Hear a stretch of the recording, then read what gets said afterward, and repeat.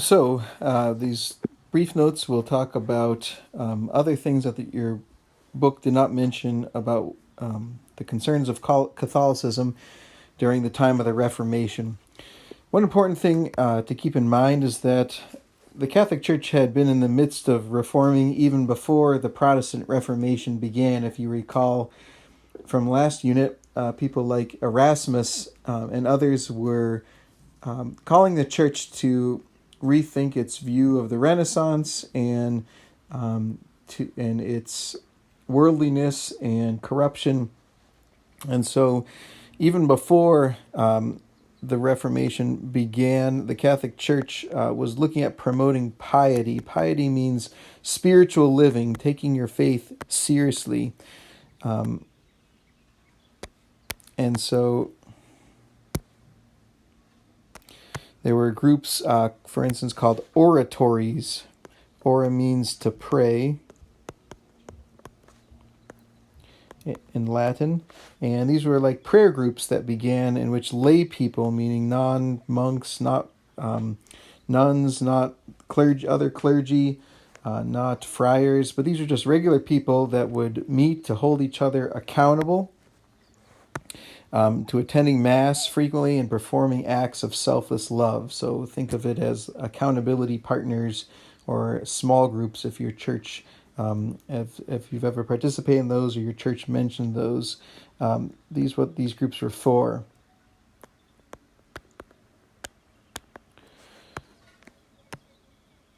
There was also efforts to reform the clergy in hopes of the rampant corruption and worldliness and other kinds of things that were going on, as we mentioned at the end of last quarter. But then the Reformation comes, and in addition to trying to help people live more spiritually, the Catholic Church began to re-examine its dogma or doctrine in light its official beliefs in light of the debates with Protestants. And the second concern was to stop the spread of Protestantism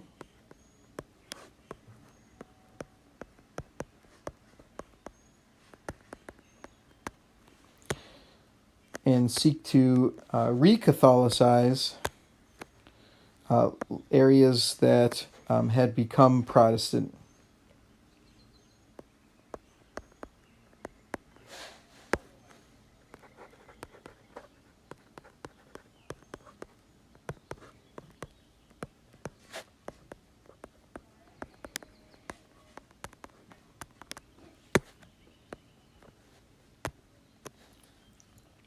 And so this was achieved in a couple different ways. One way it was achieved was in the first one about re-examining dogma that was achieved by the Council of Trent.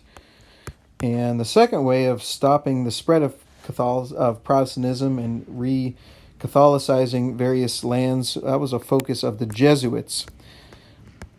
And often by education, they would go in to lands that were becoming more and more Protestant, and they established great schools and colleges and universities. And so the leaders of the society would end up in these Catholic schools and decide that Catholicism is the way to go. And so, for instance, in Poland, which was on the fence of going Protestantism, it became very strongly Catholic. And I believe it was Hungary or Austria, the same thing happened. So these Jesuits would go in, and their job would be to convince people through education, but also through selfless love and sincere faith, that Catholicism was the way to go in the true church. The Jesuits were also very influential in spreading Catholicism as missionaries to newly discovered lands. And so it was during this time that Columbus discovered, quote unquote, the New World, although it had already been there. But this is when Catholicism became very entrenched in Latin American culture. And so Latino culture still today, and Portuguese culture in Brazil still is very influenced by Catholicism, and many people identify as Catholics there. Very high percentages, 70, 80, 90%, depending on which country you're looking at, and more than 90% in some. And so these missionaries particularly spread Catholicism to Latin America, meaning Mexico, Central and South America, to Canada, which the French colonized, and also to the Philippines. The Philippines were taken over by Spain. That's why they're named after Philip. I believe he was the king at that time. And then the United States took the Philippines after the Spanish-American War, and then in World War II it became a free country. But the Philippines still has many Catholics in it. Miss Ramos, if you remember her from previous years, from Filipino ethnicity and a Catholic family. And if you know other people of Filipino descent, they may be Catholic, as Catholicism took roots there, and so that's where Catholicism had its greatest success in spreading. And that wraps up our notes. To find more about how Catholicism spread in Latin America, there is a optional YouTube video on the Lady of Guadalupe and Juan Diego, who became the bishop of, I believe it was Mexico City, after a vision of Mary and a call to spread Catholicism in Mexico.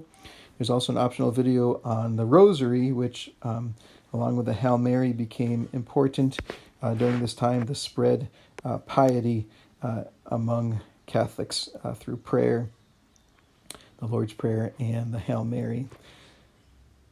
These are optional as they're only related to high-pass questions on the study guide, but I hope you all will take the time to look at them if you're able to. And then you should use these notes and worksheet and the videos if you're going to go for all the items and complete numbers 1 through 5 in the study guide. Thank you.